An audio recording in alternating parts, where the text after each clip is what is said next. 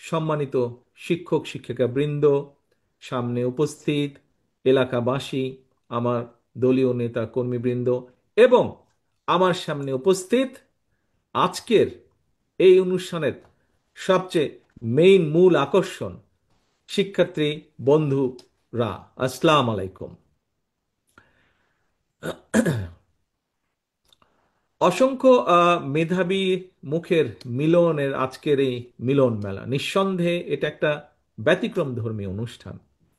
আহ, আমার বিশ্বাস আমাদের এই মেধাবী সন্তানদের মাঝেই কিন্তু লুকিয়ে আছে আমাদের ভবিষ্যৎ বাংলাদেশের নেতৃত্ব। যেই প্রশ্নগুলো এতক্ষণ ওরা আমাকে করেছে, এই প্রশ্নগুলো থেকে দেখলেই বোঝা যায় যে এরাই একদিন এদের মতনই সারা বাংলাদেশে ছড়িয়ে ছিটিয়ে থাকা লক্ষ লক্ষ ফারজানা, ইফরাজ, সাথী, সাবিনা, সবাই এরা ইনশাল্লাহ একদিন বাংলাদেশকে নেতৃত্ব দিবে।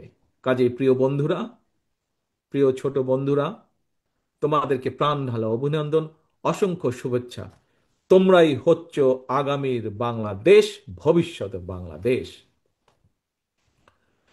স্কুল মাদ্রাসার আমার প্রিয় কিশোর তরুণ বন্ধুরা, তোমাদের মতন কিশোর তরুণ কিংবা আমরা যারা জীবনের একটা পর্যায়ে এসে পৌঁছেছি, আমাদের সবার জন্য কিন্তু একটা চরম সত্য হচ্ছে যে জীবনের যেই প্রশ্নটা আমাকে সাকিব মনে হয় করেছিল, জীবনের সফলতার জন্য কিন্তু কোনো সরি, সাকিব না, খুব সময় সাথী করেছিল, ও বোধহয় ডাক্তার হতে চায়, যে অঙ্ক ভালো লাগে না ওর। আহ, তার উত্তরে যদি আবারও বলতে হয় যে জীবনের সফলতার জন্য কিন্তু কোনো শর্টকাট, কোনো পন্থা নেই। কাজেই এখন তোমাদের হাতের কাছে হয়তো নানা রকম ইলেকট্রনিক্স গ্যাজেট থাকে, বিভিন্ন জনের হাতে স্মার্টফোন, ল্যাপটপ, ট্যাবলেট, ফলে প্রয়োজনীয় বা অপ্রয়োজনীয় নানা কিছু অনেক সময় দেখতে দেখতে সময় অপচয় হয়ে যায়। এবং এসব কারণে কিন্তু খেয়াল করেছি আমরা অনেকেই যে অনেকের পড়াশোনার মনোযোগও নষ্ট হয়ে যায়।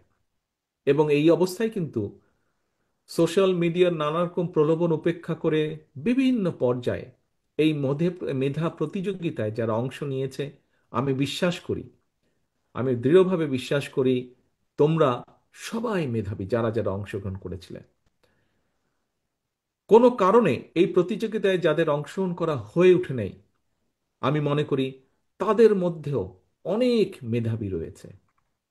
কারণ প্রত্যেকটা মানুষের মধ্যেই কিন্তু কম বেশি সুপ্ত প্রতিভা লুকিয়ে থাকে।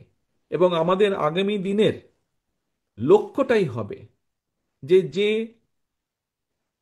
কেরাত প্রতিযোগিতায় ভালো তাকে বের করে নিয়ে আসা, যে হাদিসে ভালো তাকে বের করে নিয়ে আসা, যে অঙ্কে ভালো তাকে বের করে নিয়ে আসা, যে খেলায় ভালো তাকে বের করে নিয়ে আসা, এরকম সব প্রতিভাগুলোকে ধীরে ধীরে বের করে নিয়ে আসা এবং সুপ্ত প্রতিভা বিকাশের পথকে উন্মুক্ত করে দেওয়া। খন্দকার শামসুল আলম ফাউন্ডেশন স্বাধীনভাবে এই এলাকার আমি যতটুকু শুনেছি ৮০টিরও বেশি স্কুল মাদ্রাসায় এক ঝাঁক মেধাবী ছাত্রছাত্রীকে পুরস্কৃত করে, আমি মনে করি একটি গুরুত্বপূর্ণ বিশাল সামাজিক দায়িত্ব শুধু পালনই করেননি, একটি গুরুত্বপূর্ণ দায়িত্ব অব্যাহত রেখেছেন। আমি মনে করি আমাদের এরকম আরো বহু বাংলাদেশে আগামী দিনের জন্য এরকম শামসুল আলম ফাউন্ডেশন আমাদের দরকার।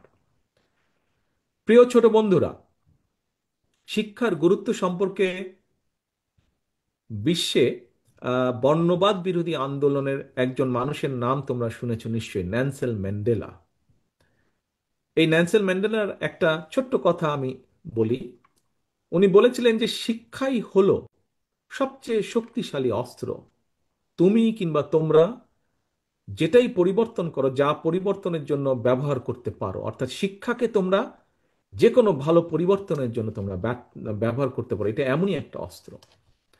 তোমরা যারা আজকে এই অনুষ্ঠানে মেধাবী হিসেবে পুরস্কৃত হয়েছ, আহ, এর বাইরেও সারা দেশে অনেক রকম মেধাবী রয়েছে। এবং তোমরা শুধু বাংলাদেশ নয়, শিক্ষার আলো দিয়ে আমি বিশ্বাস করি আমাদের এখনো বর্তমানেও সারা বিশ্বে বহু জায়গায় বহু মেধাবী বাংলাদেশি আছে যারা সেই সকল দেশকে বিভিন্নভাবে সামনে এগিয়ে নিয়ে যাওয়ার সাহায্য করছে। আমি বিশ্বাস করি তোমাদের মধ্যেও একদিন এরকম শিক্ষার আলো দিয়ে শুধু দেশ নয়, দেশের সাথে বিশ্বেও স্বাক্ষর রাখতে সক্ষম হবে একদিন। সারা দেশের স্কুল মাদ্রাসার প্রিয় কিশোর তরুণ শিক্ষার্থী বন্ধুরা, সকল ধর্মের ধর্মীয় নির্দেশনাও শিক্ষার গুরুত্ব সর্বাধিক। আমরা যদি আমাদের পবিত্র কোরআনের একটি আয়াত দেখি, প্রথম আয়াতটি হচ্ছে ইকরা বিস্মি রাব্বিকাল্লাজি খালাক, পড়ো তোমার প্রভুর নামে। তোমাদের জন্য এই মুহূর্তে তোমাদের বন্ধু হিসাবে, তোমাদের ভাই হিসাবে, যেভাবেই তোমরা মনে করো, তোমাদের কাছে একটাই আমার পরামর্শ, লেখাপড়া, লেখাপড়া এবং লেখাপড়া। আমাদের প্রিয় সন্তানরা, তোমরা ইতিমধ্যেই দেখেছো, বিশ্ব বর্তমানে আর্টিফিশিয়াল ইন্টেলিজেন্সের যুগে কিন্তু প্রবেশ করছে। মেধাবীদের জন্য বিশ্বের দ্বার এখন উন্মুক্ত। জ্ঞান, বুদ্ধি, মেধা এবং যোগ্যতার প্রত্যেকটা ক্ষেত্রে প্রতিযোগিতা সর্বত্র। সুতরাং মাদ্রাসা কিংবা স্কুল, যেখানে তোমরা যাই পড়াশোনা করো না কেন, মনে রাখতে হবে প্রতিযোগিতামূলক এই বিশ্বে সম্মানের সঙ্গে যদি তোমাদেরকে টিকে থাকতে হয়, তোমাদেরকে যথা উপযুক্ত শিক্ষায় কিন্তু শিক্ষিত হতে হবে, জ্ঞানে বিজ্ঞানে পারদর্শী হতে হবে, ব্যবহারিক এবং কারিগরি শিক্ষায় দক্ষ হতে হবে। এবং নিশ্চয়ই আমার এই যে প্রশ্ন উত্তর, এখানে নিশ্চয়ই তোমরা বুঝতে পেরেছো যে আমরা সেভাবেই চেষ্টা করছি আমাদের দলের পক্ষ থেকে আগামী দিনের পুরো শিক্ষা ব্যবস্থাটাকে সেভাবে গড়ে তুলতে, সাজিয়ে তুলতে। আধুনিক জ্ঞান বিজ্ঞান আর উদ্ভাবনী প্রযুক্তির এই সময়ে নিজেকে অন্যের চেয়ে দক্ষ করে তোলার যে একগ্রতা, একনিষ্ঠতা, এর কোনো কিন্তু বিকল্প নেই। সেজন্যই মনে রাখতে হবে, মেধা সহজতে হলেও কিন্তু মেধার বিকাশের জন্য প্রয়োজন সঠিক পরিচর্যা এবং প্রচণ্ড পরিশ্রম আর ইচ্ছা শক্তি। প্রিয় ছোট বন্ধুরা, একটি রাষ্ট্রের উন্নয়ন, সুরক্ষা এবং নিরাপত্তার জন্য প্রয়োজন উপযুক্ত শিক্ষা, শিক্ষা ব্যবস্থা।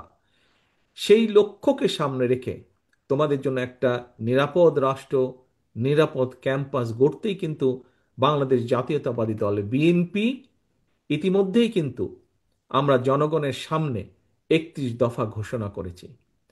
এর অংশ হিসাবেই কিন্তু দেশের প্রচলিত শিক্ষা কারিকুলামকে সময়ের সাথে তাল মিলিয়ে শিক্ষাবিদদের সমন্বয় একটা বিশেষজ্ঞ টিম আমরা তৈরি করেছি, যারা ইতিমধ্যে অনেক কাজ এগিয়ে নিয়ে গেছেন। আমি তো প্রশ্ন উত্তর মধ্যে এই কথাটা তুলে ধরেছি।